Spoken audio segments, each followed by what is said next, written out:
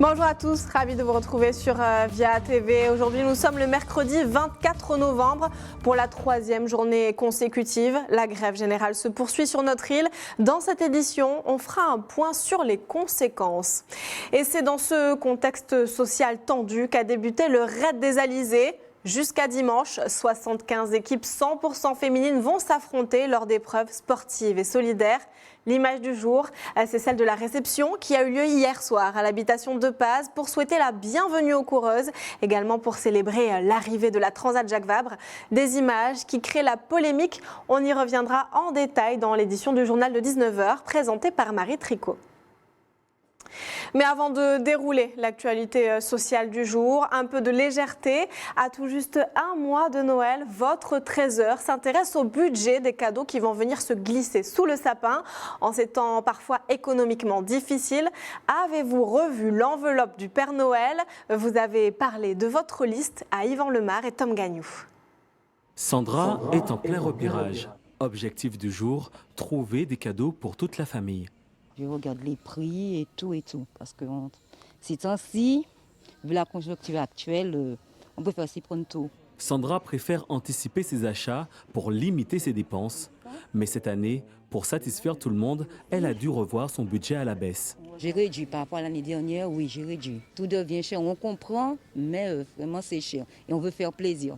Noël, c'est pour faire rêver, hein? Pas uniquement les enfants, mais aussi les adultes. Dans les magasins de jouets, le budget consacré aux cadeaux semble stable. Comme l'an dernier, les parents ont tendance à dépenser plus pour Noël. C'est que pour les loisirs des enfants, ça c'est beaucoup dirigé vers les cadeaux, puisque du coup, oui, les sorties, les voyages sont un peu plus compliqués. Donc du coup, les parents, pour les enfants, se concentrent plus sur les cadeaux. Côté décoration, on cherche les bonnes affaires pour allier plaisir et budget. On prend ce qui est moins cher et puis voilà, on fait avec. Et celle de l'année dernière aussi, on comble avec. J'ai pris un petit budget pour mon papa pour pouvoir décorer sa maison. Donc on va dire que les fêtes de Noël, en ce moment, ce sera compliqué vu que c'est pas tout le monde qu'on peut réunir. Et donc du coup, on réduit un petit peu dessus. Dans les magasins spécialisés, les dépenses restent stables par rapport à l'an dernier. Malgré la conjoncture, le budget dédié à Noël reste important.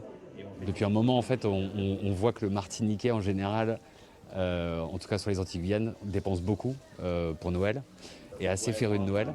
En général, notre panier moyen qui se situe plutôt de l'ordre de 25 €, 25-30 €, sur Noël, on dépasse allègrement les 50-60 €. Jusqu'au jour J, les achats de cadeaux et de décorations devraient se poursuivre pour que Noël soit un moment de plaisir et de partage pour petits et grands. Et on en revient tout de suite bien sûr à ce climat social de plus en plus tendu. On revient sur les échauffourées qui ont eu lieu cette nuit. Les forces de l'ordre ont essuyé des tirs à balles réelles à Fort-de-France, à Schellcher. 3 tireurs ont été interpellés. On fait le point avec Jean-Marc Dabla, galère pour les parents qui sont à court de mode de garde. Et autre répercussion de ce mouvement, le port de Fort-de-France est toujours bloqué. C'est une situation qui pourrait avoir des conséquences sur l'approvisionnement des magasins.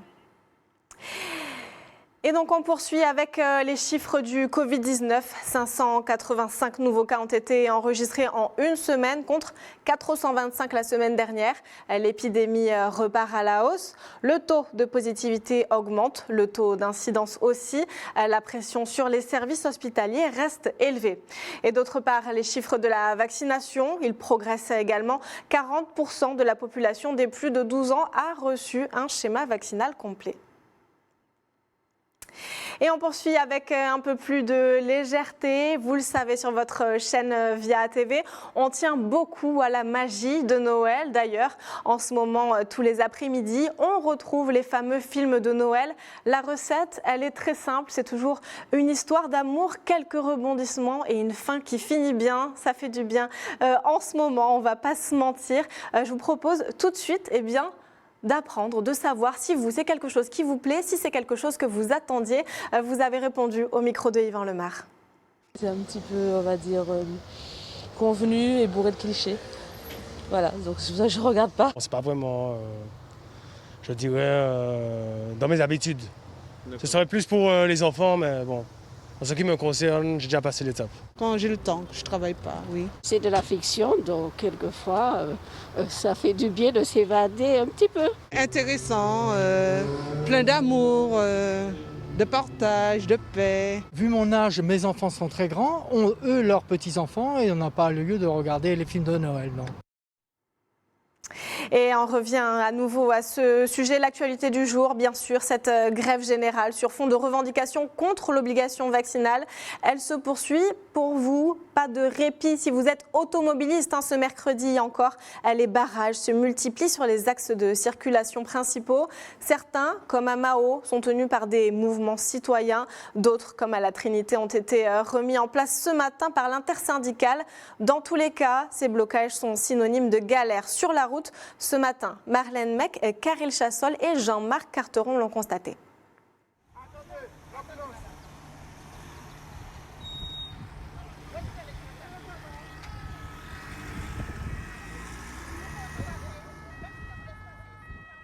Quelques poubelles déplacées pour laisser passer cette ambulance. À la Trinité, la zone du bac est à nouveau bloquée depuis 4 heures ce matin, mais ici, on met un point d'honneur à assurer la continuité des soins.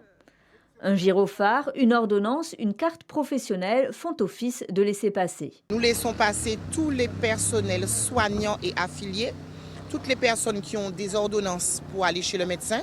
Mais il faut bien savoir qu'à un moment, peut-être qu'ils seront bloqués. Mais nous, à Trinité, nous laissons passer et nous sommes non violents. Je veux dire que nous sommes non violents, il n'y a pas de violence, que nous sommes là pour un combat. Les syndicats sont là seulement pour défendre, pour porter la voix des plus petits. Et nous avons toujours fait ce combat-là. Objectif, se démarquer des violences qui ont marqué la nuit dernière et rappeler le mot d'ordre de la grève générale contre l'obligation vaccinale de certaines catégories professionnelles, le pass sanitaire et la vie chère. Une mobilisation pacifique donc, même si elle n'est pas comprise par tous. Moi, je suis pour, madame. Je suis pour le blocage. Dès qu'on nous impose des trucs que nous ne sommes pas d'accord, je suis pour que les Antillais se défendent. Pourquoi je suis contre le blocage? C'est au préfet d'entendre avec vous, avec les syndicats. Hier soir, l'intersyndicale avait d'ailleurs demandé la levée des barrages pour la soirée, mais certains sont restés en place comme à Carrère et ici, à Mao. Pneus et voitures brûlées, barrages de branchage, des blocages maintenus toute la soirée par des mouvements citoyens. Ce matin, de nouveaux barrages ont été mis en place, plus nombreux qu'hier, comme à la brasserie Lorraine, au Marin, au Lorrain ou zone de Californie, au Lamentin. Plus gros point noir de la matinée, ces 2 semi-remorques en travers de l'autoroute au niveau de la Lézarde. Ils ont provoqué d'importants bouchons à l'heure de pointe. Et on n'y déroge pas. Le mercredi, c'est jour de marché dans votre 13h. Cette semaine, on vous emmène dans la toute nouvelle halle du marché de la Trinité. C'est un grand espace tout neuf et ultra fonctionnel pour les marchands. Bon, il a été construit il y a maintenant 6 ans, mais les clients adorent y aller, y faire leurs courses et profiter du large choix de produits. On y a suivi Tom Gagnou. Inauguré en 2016, le nouveau marché de la Trinité accueille une quarantaine de marchands. Quasi neuve, la halle propose un large espace entièrement ouvert sur l'extérieur. Après 5 ans d'utilisation, les marchands sont satisfaits, comme Marie-Jo. Très contente, c'est confortable, on a tout ce qu'il faut, on a les toilettes, on a tout ce qu'il faut. Ouais, et on a les régisseurs qui s'occupent un peu de nous, on a un service économique qui s'occupe très bien de notre marché aussi. Il est très ouvert, très agréable et beaucoup fréquenté. On embrasse beaucoup plus de monde et donc répondre aux attentes des clients qui viennent nous voir. Répondre aux attentes des clients en proposant des produits frais de qualité, fruits et légumes, épices, pains parfumés et boissons locales. Le cristal coco qui est fait avec la noix de coco, du sirop avec le sucre blanc et le rhum. Tandis que le punch coco, il y a le lait de coco.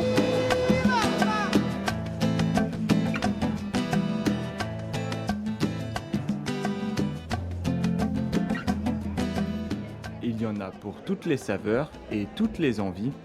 Un large choix et une ambiance chaleureuse qui plaît aux clients. le marché est très beau, c'est bien garni, les marchands sont très gentils, très accueillantes. Alors, du coup, voilà quoi, on est satisfait à Trinité. On a une variété, on a aussi une convivialité. Les marchandes, elles sont vraiment sympas, agréables. Elles ont un sens commercial et franchement, c'est un vrai plaisir de venir ici. Le marché de la Trinité est ouvert tous les jours de 6h à 13h. Oui, pas d'excuses, hein. Maintenant ça y est, c'est noté dans le calendrier. Et à présent, on part à l'opéra, ou presque. Le Festival des voix lyriques de la Sainte-Cécile, c'est un des temps forts du chant lyrique sur notre île. Notre city reporter Philippe Poligny s'est rendu à l'église paroissiale du Lamentin pour vibrer au son de la voix de Carole Venutolo et Ange Fando. Fermez les yeux et appréciez.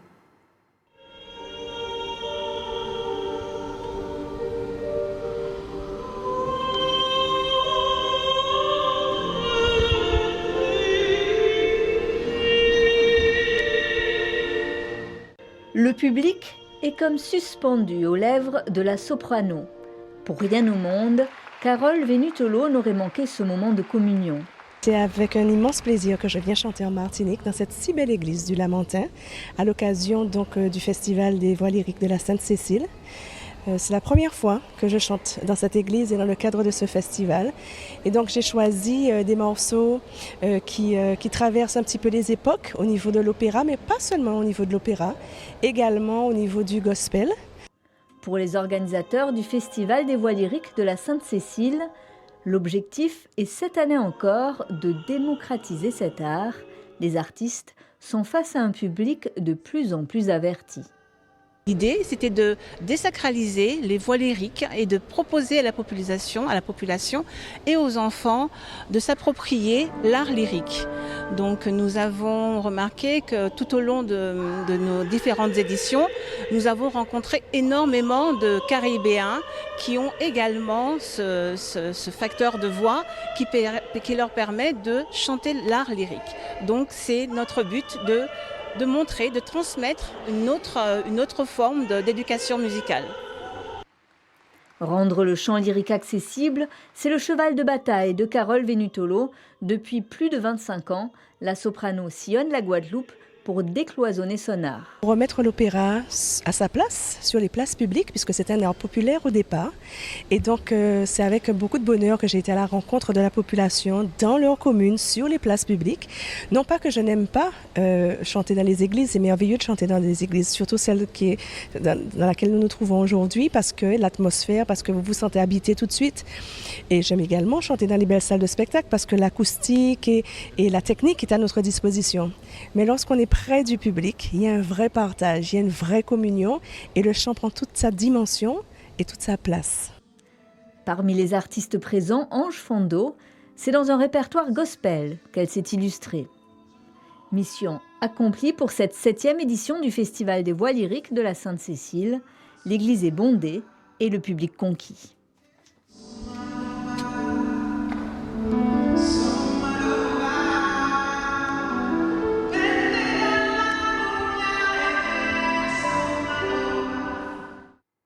Et peut-être même que ça a suscité quelques vocations, qui sait.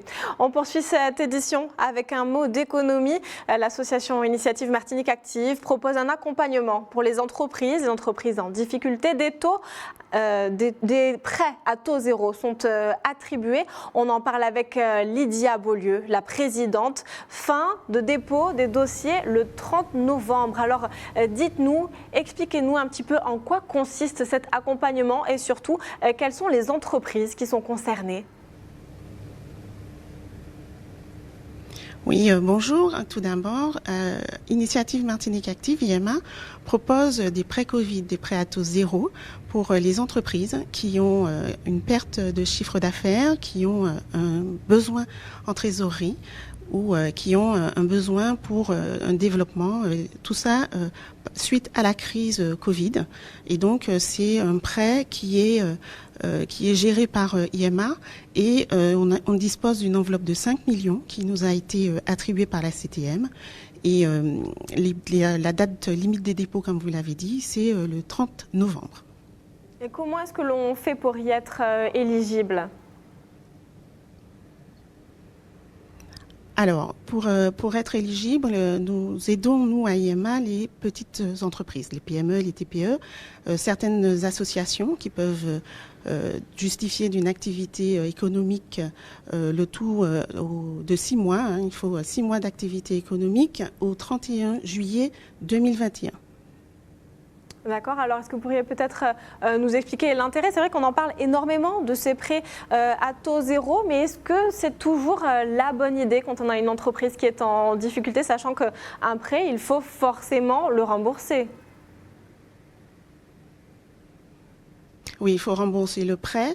Nous offrons des conditions pour tenir compte des difficultés que rencontrent les entreprises en ce moment, liées notamment à la crise sanitaire. Nous proposons ce prêt qui doit être remboursé sur 7 ans. On propose aussi un différé pour le début du remboursement des prêts, mais bien sûr, on fait aussi très attention à ce que l'entreprise soit en mesure d'honorer les échéances parce qu'effectivement, malheureusement, les confinements se sont enchaînés et les difficultés aussi, et nous devons être responsables dans la façon dont nous aidons les entreprises, et donc nous nous assurons qu'ils seront en mesure de rembourser ce prêt. Voilà, et pour avoir plus d'informations, il suffit de vous contacter, mais il faut se dépêcher. Initiative Martinique Active. Merci beaucoup pour toutes ces précisions. On poursuit avec l'actualité nationale. Dans une semaine vient l'heure des calendriers de l'Avent. C'est le cadeau qui fait patienter les enfants, les plus grands aussi, jusqu'à Noël. On n'en a jamais autant acheté, il n'y en a jamais eu autant de différents. Et en ce moment même, une mission d'envergure est menée juste au-dessus de nos têtes. Ce matin, la NASA a tenté de dévier un astéroïde de sa trajectoire. C'est du jamais vu. Les explications de Christine, elle en est à son 2e roman. Il pourrait bien recevoir le prix Goncourt des lycéens demain. Elle nous reçoit. Voilà, un petit peu de lecture pour terminer ce journal. C'est maintenant la fin de cette édition. Merci beaucoup de nous avoir suivis. Je vous souhaite de passer une très belle journée. N'hésitez pas à télécharger l'application Via TV pour être informé en premier. Activez bien les notifications push. Également, vous pouvez retrouver sur notre site internet viatv.tv tous les replays, également les directs. À 18h30, vous avez rendez-vous avec Régine Germani pour Ancepeia. Et vous avez rendez-vous avec nous demain à 13h pour le journal. Bonne journée, à demain.